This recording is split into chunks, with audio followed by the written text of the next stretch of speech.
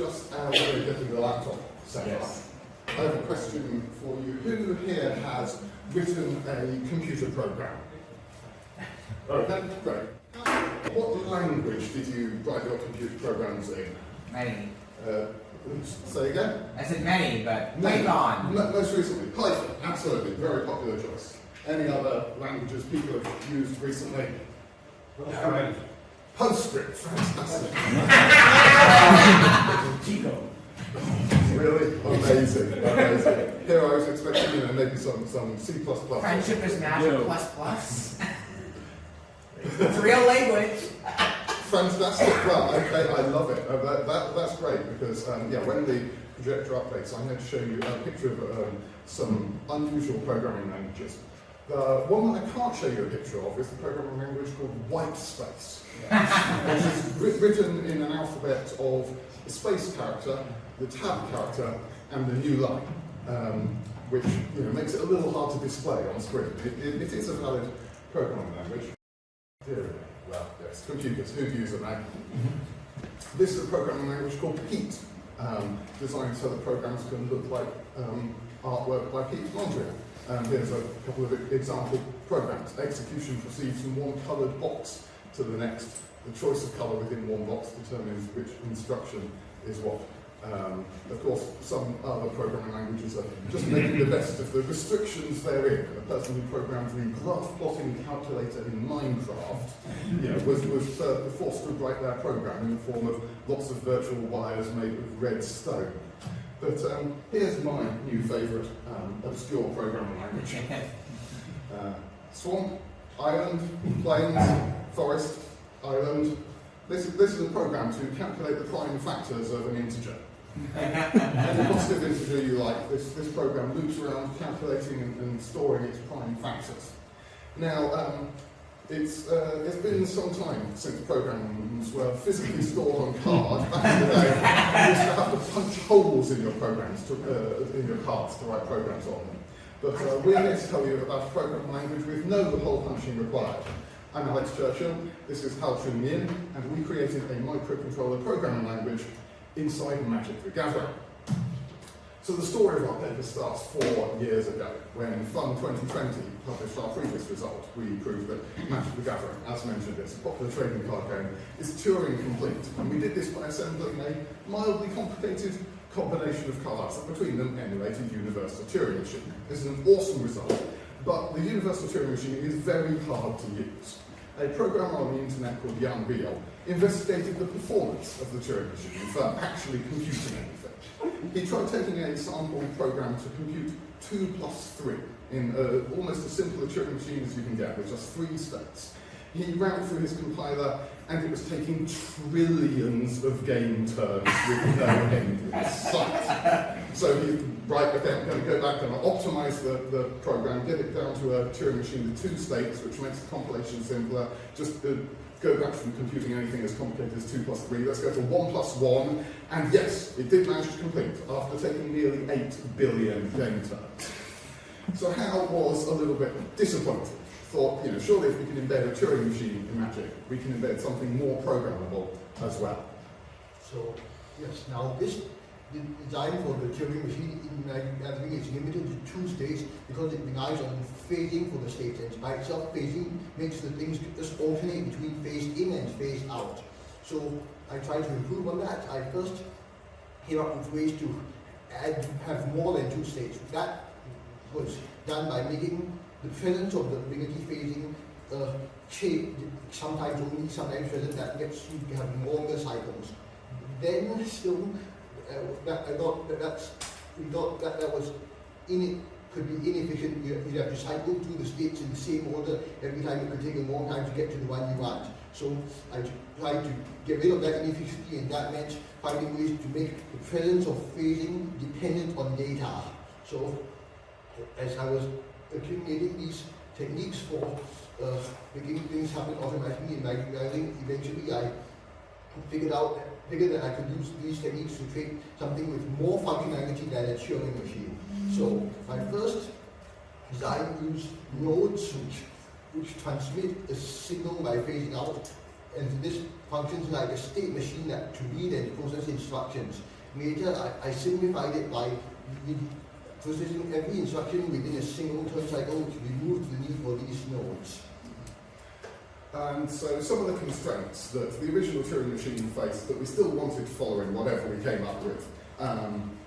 For one thing, we want this to be able to happen in a tournament-legal, two-player game of Magic the Gathering. Magic is played in casual formats, but the tournament-legal is the gold standard for what makes something a legal Magic construction.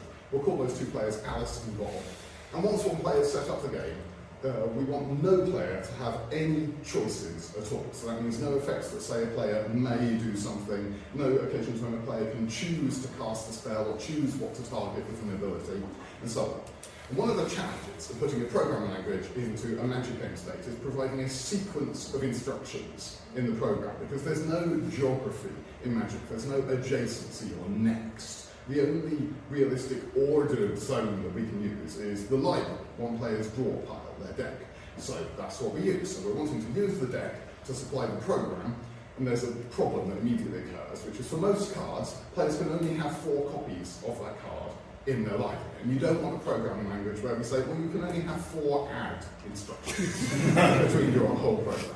But fortunately, there's a few exceptions to the maximum limit of 4, the most obvious of which is the resource cards called basic lands. The super type basic means you're allowed to have as many of them in the deck as you want. So great, we'll use those as the 12 symbols in our program. We assign each basic land card a number from 0 to 11. Now we need a way to advance the cards through the program, and so we use a card called Via Victis Asmadi the Dire. It's a dragon. And normally if a player gets Via Victis Asmadi the Dire in play, then each time they choose to have this dragon attack, the player controlling it chooses to target any one of their cards and any one of the opponent's cards, and both the targeted cards get sacrificed, so put into the discard pile, and the top card of each player's library gets put into play instead. And that's fairly close to the operation we need, but we needed to make some changes. So in order to get the dragon to do what we want, we need to use other cards to modify its behaviour. Firstly, we force it to always attack. In fact, we use a card that says all creatures attack each combat if able, and all creatures block each combat if able. No player choices involved. We apply a bunch of protection effects, which I'm not even going to try to show on screen, to restrict what it targets. We make it so the only card the ability can target is the land of Alice's, which is the previous card in the program. We use a couple of tricks to make sure nothing of Bob's gets sacrificed at all. And finally, when Alice sacrifices the previous card, we don't want it in the discard pile. We want it on the bottom of the player's library. Unfortunately, there's a card called Wheel of Sun and Moon that does just that. So great, now each turn that Alice gets, her dragon is forced to attack, and its ability is forced to target her previous program card, puts it on the bottom of the deck, the next card in the program comes out. Right. How does that do anything? Well, this is now time to talk about one of the key ideas we, by which I mean mostly how, came up with. We're going to assemble little combos of a few cards that implement all the various different instructions in a programming language. Add, subtract, multiply, divide. Divide is not a little combo, it's a huge complicated combo in its own right. Save to memory, yada yada. The important thing about all these sub-combos that implement all the different instructions is we need a way to turn them off. Their abilities are going to happen automatically. So we need them to not happen unless we just read the appropriate cards from the program. So to show you how we disable and conditionally enable cards, here's an example card from one of the simplest instructions. Meet Halana and Elena. This card has creature types human and ranger, but we're going to give it a bunch of other creature types as well. Magic provides a few ways to add creature types to other cards. One of the common ways is to have this vampire bite the human ranger, which will give them an additional type of vampire. Except the fun thing is we can use this one card, Artificial Evolution, to change the word vampire in Olivia's text to another type. So we choose elf. So we activate Olivia, targeting Hal and Elena, and we give them type elf in addition to their types human and ranger. We get Artificial Evolution back from the discard pile, cast it on Olivia again. Now we change the word elf to fairy. And we use the ability again, so Helen again type fairy, and obviously we can do this again and again, type reflection and Yeti, and we can do this to give whatever creatures we like, whatever creature types we want. There are other tricks we do. We can use existing printed magic cards to make things into creatures that weren't before, using Urza and his grandson Memnarch. We can change colour words and basic land types. Magic provides us enough ways to edit the text of other cards that we can get up some fun shenanigans here. So why do we care about Helen Elena being an elf, fairy, reflection, Yeti? Because we have another card on the battlefield which we have edited. So the Drowners Crusade says that all fairies also have type sacrilege. So we gave Helen Elena type fairy, so now they're also made into a sacrilege. And we have another card saying that all sacrileges also forest lands. And another card, Bloodsuck, saying that all lands lose all abilities. So this cool ability that Helen Elena has is taken away. Oh. Yeah. But if something were to happen to that Drowners Crusade, if it were to phase out, which is a magic event meaning that something temporarily ceases to exist, then Helen and Elena are no longer a sapling, so they don't become a land, they don't lose their ability. And this is the key technique Hal came up with, to switch off most of the cards in our construction. We give them a whole range of types. We use 39 different creature types from the official list that Magic provides of about 500. And then we have a whole bunch of edited Drowners Crusades, making creatures with any of those types into saplings, so they become forests and lose their abilities. But then as we read cards from the program, we temporarily phase out some of these Drowners Crusades, so certain creatures selectively regain their abilities long enough to do their thing. Now, I don't have time to go into the really cool details of how we phase out those Drowners Crusades. It involves a card that gives Alice 3 combat phases, and each of those 3 combats 12 Drowners Crusades attack. We force one of them corresponding to the current card in the program to block. By the end of 3 combat steps, 3 symbols have been read from the program because we've got 3 copies of the dragon going, and creatures of 6 creature types have regained their abilities. So we've read 3 symbols, we'll call them X, Y, and Z. So for example, if the top card was the planes, that means X is symbol 0, creatures with type X0 regain their abilities. Then if we read an island, Y is 1, so creatures like Y1 regain their abilities, and so on. Now, in a program language, we're going to be adding numbers, multiplying them, that kind of thing. So we need somewhere to store those numbers, and we provide 12 of these registers, one for each of the land cards that make up the symbol in the alphabet we write the program. Each of these registers is a token copy of this elf called Jaraga Warcaller. We've given control of it to Bob, and he says, other elf creatures you control get +1/+1 for each +1/+1 counter on this creature.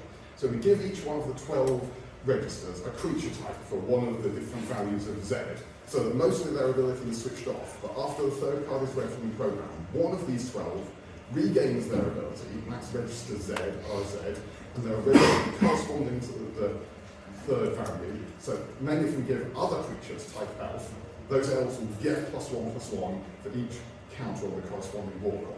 And Magic provides loads of ways to add and remove +1 counters. And yeah, there's one last piece we need to make this simplest instruction work. When Helen Elena's ability triggers on Bob's turn, it would normally be up to Bob to choose any one of his target creatures. We don't want any of the players in this game to get to make any choices. So make sure there's only one possible target. This is why we gave them type reflection and Yeti, because we give all green creatures and blue creatures protection from reflections. There's a card that used to do something a bit like that, and we edit its text using existing printed magic cards. Every creature in the construction has been made green or blue, apart from the registers, which are red. So if something has type reflection, it can't target anything green, anything blue, only things it can target is the registers. And we give Bob another card to give his saplings protection from creature type Zubera, and all the cards whose abilities are removed, we do that by making them saplings.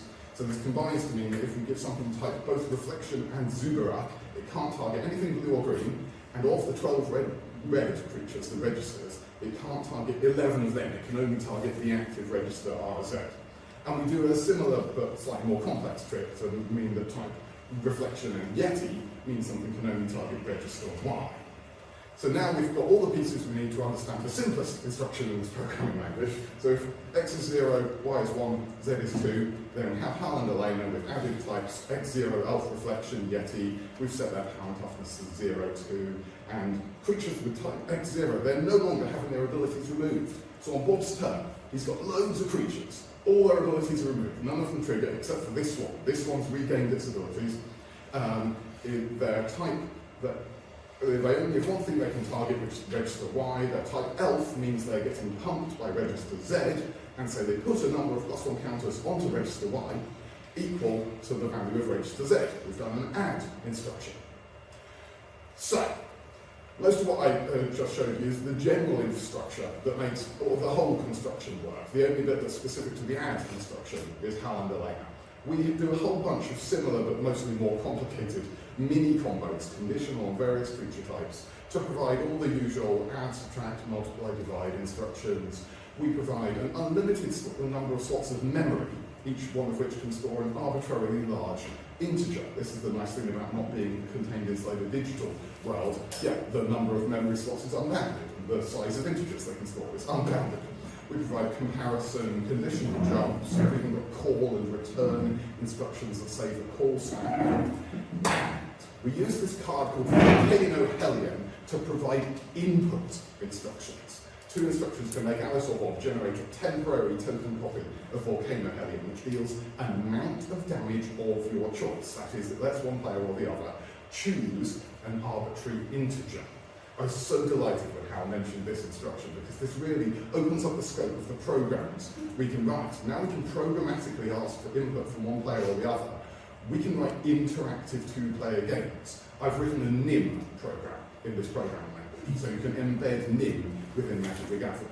I've written checkers. So we've got some programming instructions. How reasonable a programming language do they make? Well, the way to find out is to try writing some programs. There's something else coming first. Yes, which is the result that Magic the Gathering is AH complete, basically for free, because you've got a programming language. You can write programs that can encode programs in any given class, like MP, for example, into a Boolean formula. It's easy to verify correctness of a Boolean formula. So, like I say, I've written several programs in this.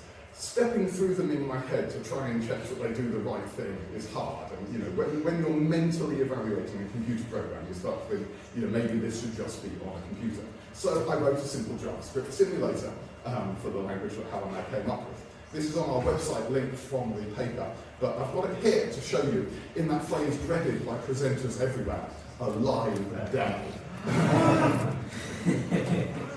So, here you go. The program will be on the left. We've got a few sample programs here. This is the prime factors program. The sequence of numbers down the left is the lands in the player's deck. For ease of programming, we allow people to add comments, and then you can click step or run.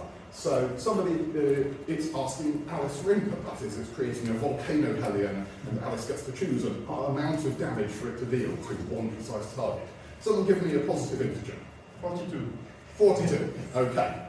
And then you can see it steps through and the simulator highlights the values that are being changed.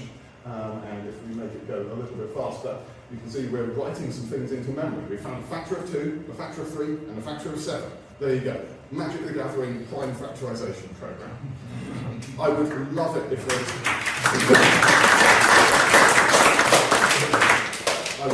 if there was time to run a sample NIM game here on stage, but our time is sadly limited. So, anyway, we're nearly out of time. I wanted to say a couple more things. It's worth comparing the results of our attempted improvement over the Turing machine to check if we were successful. The only computations from the Turing machine we have data about are in Jan's video about the Turing machine. So here's the comparison. Took 8 billion turns to add 1 plus 1 in the microcontroller, that makes 2 turns. To add 2 plus 3, well, we don't know, but it's at least trillions of turns in the Turing machine. Here it takes 4 turns. So speed up factor of at least 4 billion. This does pretty good. But anyone who works with high performance computing will know the speed of a computer engine tends to be correlated with its cost. That's also something we can compute precisely. It turns out most of the cost of the Turing machine deck is in the infinite mana combo that we use to get started. I mean, that makes sense. Those are the actual good cards. No one's the cards that you use to edit creature types in Turing. The microcontroller deck is quite a bit more expensive. Most of that is still the infinite mana combo, but there's one card, Chains of Mephistopheles, that will set you back $996. And that card is actually key to our jump instructions. All the flow control, jumping forwards or backwards in the program, is done using Chains of Mephistopheles. There isn't an easy replacement. So if you want to run the microcontroller for real in a tournament, you will need to fork out for the $1,000 card.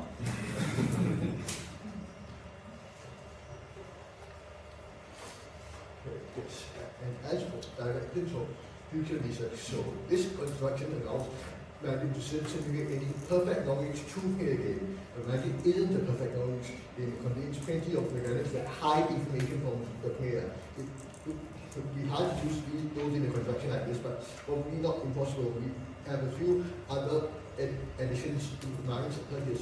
Allowing arbitrary game programs without being limited to the number of cards you have. And it would also be nice if the game supported comments to let you know what you're being asked for as input. Yeah, because when you run the NIM game, it says, Alice selected a number, and that's which pile you're being asked to choose from. And then it says, Alice selects a number, and that's how many sticks you want to take from the pile. But there isn't an in-game comment telling you which is which. You have to keep track of the program flow. So I just wanted to close by talking about the current hot topic in computer science, generative AI. ChatGPT is trained on data up to 2021, which means it knows about our previous proof using the Turing machine. If you ask it for a list of games that are Turing complete, it'll mention the obvious suspects like Minecraft and Conway's Game of Life, but then it mentions our result about Magic the Gathering. As is so often the case, though, the AI generation hallucinates. It doesn't quite match our reality. So players can create decks of cards that simulate complex algorithms, making Magic a popular tool for computer scientists and mathematicians. And okay, on the one hand, Magic is quite popular amongst computer scientists. But just as a game, not as a computation engine. And as we saw, the universal Turing machine was not remotely practical for computing anything more than 1 + 1. So my hope is that the new result we're presenting today brings our world a little closer to this utopian world that ChatGPT dreams. Thank you.